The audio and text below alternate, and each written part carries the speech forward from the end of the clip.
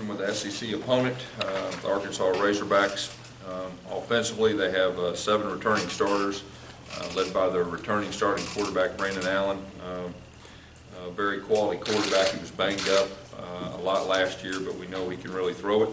The running backs, they're very deep. Collins, Williams, and Marshall, they're all 3 outstanding running backs. They run hard. They all can capable of making big plays. Their tight end, Hunter Henry, is one of the best in the country and one of the best in our league. Had a very good freshman year last year, and we know that he's a definite impact player. Defensively, they have 6 returning starters, led by their defensive end, Trey Flowers, outstanding player, an impact player that can change a game. Their safety, Alan Turner, is their leading tackler, very aggressive, a very good player. Kicking game last year, they were very aggressive, and we expect them to do the same thing in this first game. And overall, we expect them to be much improved. They got an excellent coaching staff. It's their second year, in their systems, and we know that they're going to present a lot of challenges. As for us, our Jeremy Johnson will start, and then Nick Marshall will play. I'm not ready to say exactly when and all that, but he definitely will play. Also, Josh Holsey will start in the place of Jonathan Mincy, and Mincy will play also as far as that goes. Robinson Therese, I don't have any updated information for you, but like I said before, as soon as I do, I'll definitely let you know. Overall, our guys are just excited that the season's here. It's been a long off season, the way that the season ended in the last game, and our guys are looking forward, especially to playing at home. And so I know our coaching staff feels the same, and we know we're playing a very good opponent, and we're going to have to play well. Questions? What will affect when Nick will come in the game? What's that? What will affect when and if Yeah, we have a plan, and they know the plan. And, so the score could play into it?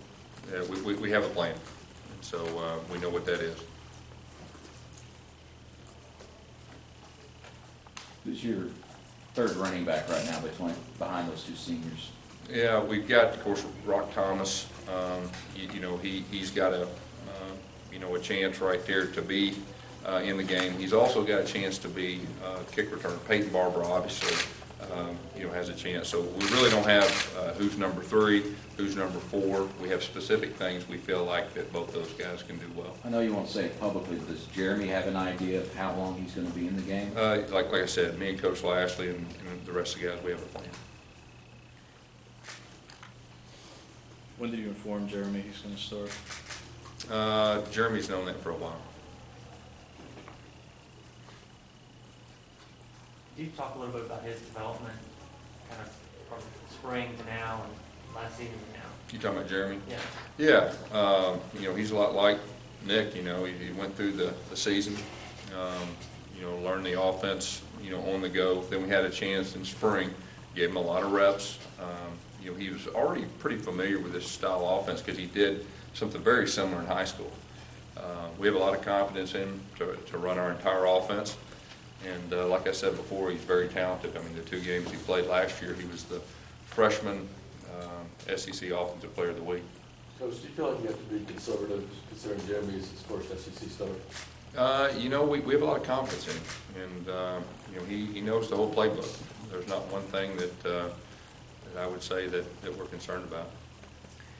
Given that will help Jeremy get some SEC experience under his belt, for this season and for the future. Yeah, I think there's nothing like experience. There's no doubt about that. And the fact that he got some good experience last year, and like I said, even this year we were going to have a plan for him being a bigger factor this year than he was last year, and he's earned that too. I mean, he's very quality, and he does a lot of things that can help us win. Gus, what has Nick Ruffin done to jump up there into a Yeah, Nick's really stood out and done an outstanding job, on the defensive side. We had a lot of scrimmages with the young guys' emphasis, and he stood out and did a very good job in all those. You talk about Jeff Whitaker's comeback. Mm-hmm. You saw him back when he was young before he got Yeah. hurt. How's he doing? Yeah, Jeff is one of our leaders. Last year in fall camp, banged his knee up, needed to get fixed. Went ahead and redshirted. He's got a lot of experience. He's healthy now, and I think that's a big factor. And, you know, he's got experience in this league. Gus, like he was before he got hurt? You know, I think so. I think so. I think he probably even feels a little bit better. We've heard so much feedback about Sean Coleman, his progress. We saw it last season. Mm-hmm. How tough it is it, though, going out there now and having to face a guy like Trey Flowers, who a couple years back kind of had a heyday here? Yeah, well, like I said earlier, I mean, Trey's one of the better defensive ends in all of our league. And, you know, they got other defensive ends that are pretty talented too. But, you know, Sean is in a good spot. He's very confident. You know, he's playing very good football now, and so it'll be good to see, you know, how those matchups, you know, work out. Gus, you have tight end and H-back listed at the same position essentially. Obviously, there are differences in those two positions. Is there potential to play both Brandon and CJ at the same time? That is a possibility to play them both. You know, I put or because both of them are definitely starters in our mind, and there is times you'll see them both on the field at the same time. You know, the thing about it that both those guys give us a lot of flexibility. I mean, both of them last year played outside receiver, inside receiver, X to the boundary, H, and played with our hand down. So it gives us a lot of versatility, you know, with those two guys, and especially to move around. Guys, how would the reps be split to one between Jeremy and Nick this week? Yeah, well, we have a plan, and you know, we're going to stick with that. And like I said, I'm not going to sit here and tell everybody exactly what our plan is, but we do have a plan. We feel very good about it. When the offseason was, a major point was balance, achieving balance. When you're in an opening game where a team who likes to control possession and the clock is, last year was more than 2-1 in the first half in particular. Does reaching that goal become more difficult, and do you take kind of some of the major points of that goal maybe a step down for this Well, team? you know, the first game, you want to take what they give you. You know, if they give you the run, you want to be able to run it. If they dare you to throw it, you want to be able to throw it. But you're exactly right. Last year, the time possession, offensively, there wasn't a lot of plays run. And they did a very good job of controlling the tempo and controlling the clock. And so, you know, that's definitely a factor. Obviously, we'd like the tempo to be in our favor. Is Jalen Denson going to be ready to go for opening game? Yeah, he'll be ready to go. He will. Coach, you said that Jeremy's known for a while. When did you tell him, last week? You know, me and Rhett communicated with our quarterbacks, and we've had a plan for a while. Gus, you mentioned last year's game, they got a new defensive coordinator. You don't have any actual video of him. Right. So how do you prepare for what will probably be a very different approach? Yeah, you know, I think there's going to be some similarities. You know, I think that you know, obviously he's very good. First of all, he's a very good defensive coordinator. He's very sound. You just do the best you can on predicting about how they're going to play you. But the first game, no matter whether it's this one or other years, there's always a feeling out time. There's usually wrinkles that you have to adjust to. And first games are usually about adjustment. So, you know, we're going to do what we do, and we're going to hopefully get a feel for them, you know, earlier in the game rather than later. And like I said, try to take what they give us. What did you go ahead. Brandon Allen, he played last year's game with a numbed up shoulder. Yeah. He didn't have, I think, about 30 yards on his range. He's clearly a different guy now, so again, how do you... Yeah, well, you're exactly right. I mean, he's healthy now. You know, I've seen him all the way back to high school. I know he can throw it. He's very accurate. You know, even with his arm last year, you know, he threw a couple of deep balls very good. And, you know, he's a competitor. And, you know, he's a returning starter. There's not very many returning starters back in our league. And we know that he'll be ready. What are you expecting from Williams at receiver? What are you expecting out of him? What's that? Jaquan Williams, what are you expecting from him? Well, expecting him to execute our offense. You know, up to this point, he's done a very good job. But, you know, there's nothing like games. And, we'll see how he responds to games. But like I've said before, he's very talented. And, you know, we'll just be able to execute our offense and go from there. Yes, you have 5 freshmen and 10 newcomers on your 2D. How comfortable are you playing them in this first game and letting them kind of see some? Yeah, well, if they're on the 2 deep, there's a really good chance that they're going to play. You know, we think we got some talented guys.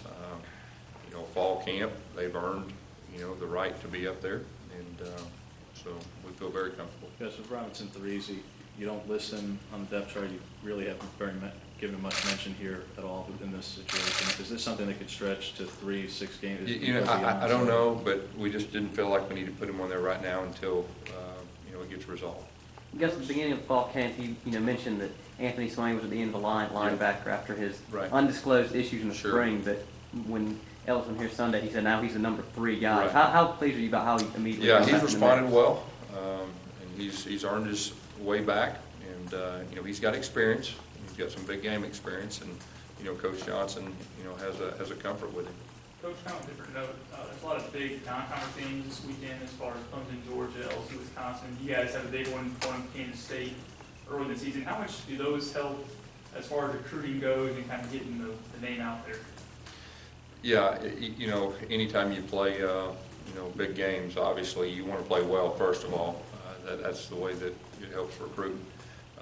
You know, the fact that we're playing an SEC game, the very first game, on SEC Network, I think is huge. And I think a lot of recruits, you know, will be watching. Gus, going back to the last year, the swinging gate play, do you like some of that gamesmanship between coaches, and also knowing Beal in his past, he likes to do some trick stuff on special teams especially? How much are you guys prepared for that this week? Well, I think you got to be prepared for everything.